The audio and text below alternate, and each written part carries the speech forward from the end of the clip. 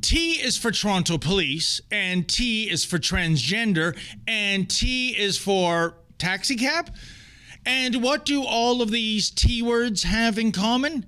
Well, if you happen to be a member of the transgender community in Toronto, you now qualify for free rides with the cops as the drivers in a transgendered colored police cruiser, no less. I know you're probably thinking that this is some belated April Fool's Day joke or something, but I swear, folks, it's true.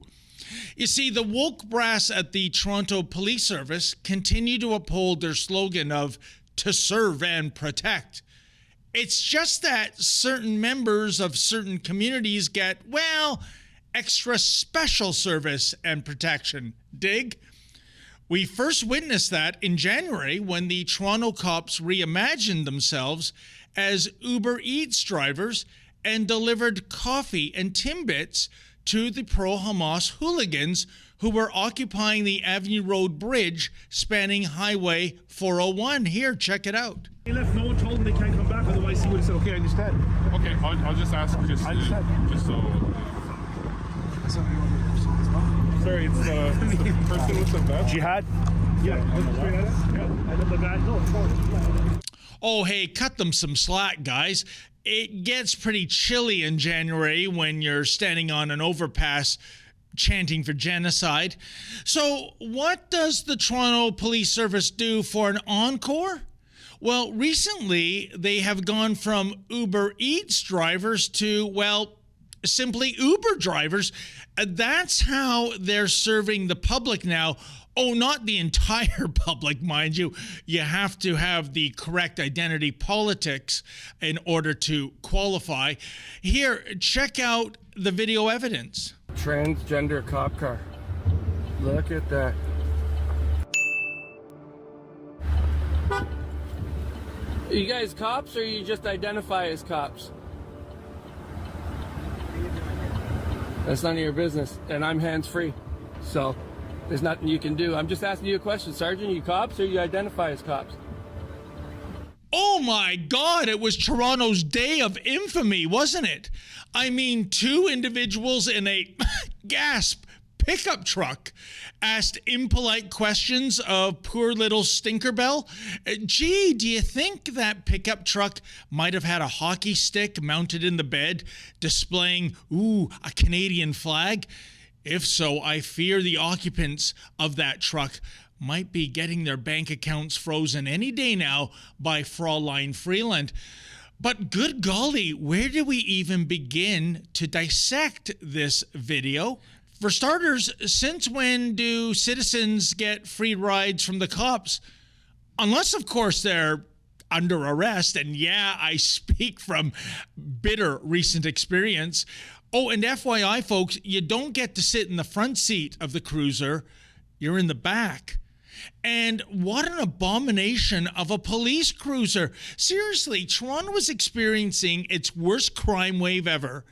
And the cops are, I don't know, going to the local Color Your World franchise to get custom paint jobs.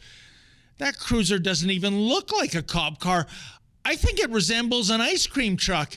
Oh, I'll have a banana split, officer, with nuts. And by the way, are there any other custom paint job cruisers at the cop shop these days? How about a Black Lives Matter police car? Maybe something for the Asian community. What about the Latinos? You know, I personally want a Scottish-themed cruiser. Yeah, I do. I think that a Ford Explorer decked out in the Menzies tartan would look smashing. And then there's the Officer Chevalier. Why, oh why, does that name ring a bell? Oh, of course. He's one of the instructors in that infamous Toronto Police transgender training module. Check it out.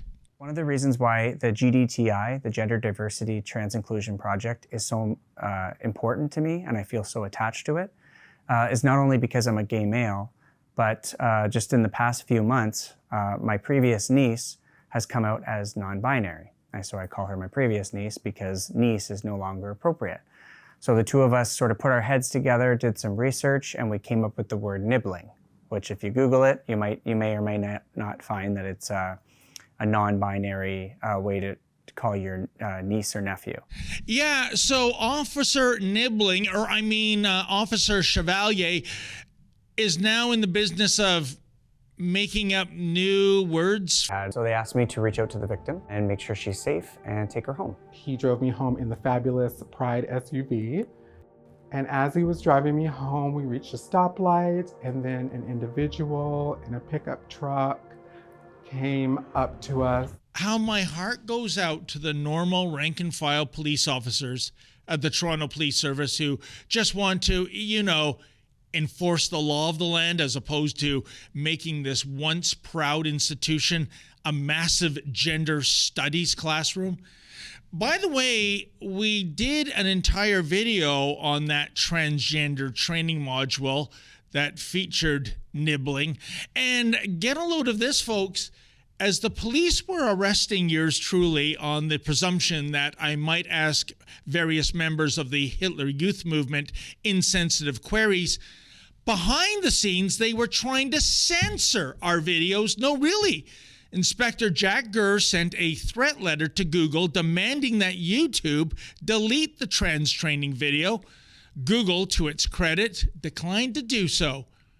But it gets worse. When we filed a Freedom of Information request regarding the attempted censorship, the FOI guy at Toronto Police, P. McGee, no, really, said no such documents existed. But wait a minute. We have a copy of Gurr's threat letter. If we have this information, so does P. McGee. What's that saying again, folks? It's not the crime, it's the cover-up. Well, I think in this case, it's both. Absolutely shameful. Bottom line, the Toronto Police, under the leadership of the woke weakling that is Chief Myron Demkew, has devolved into a mess that is more obsessed with political correctness and selective favoritism than it is with enforcing the law. Hogtown is going through an unprecedented period of homicide, assault, armed robbery, car theft, you name it, and the cops are seemingly more concerned with supplying refreshments to the Hobos for Hamas contingent and supplying free rides to transgenders. He drove me home in the fabulous Pride SUV. And then shutting down independent journalism than they are with actual bona fide law enforcement?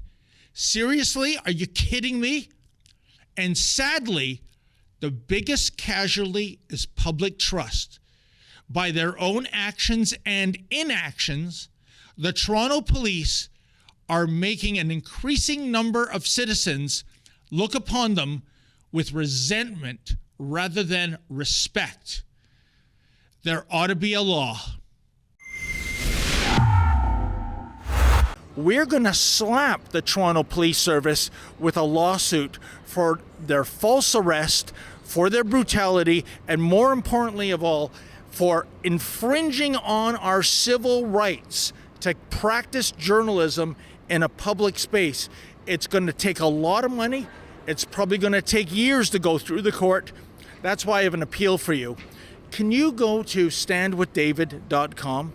That's standwithdavid.com. If you can make any kind of a donation, that would be greatly appreciated.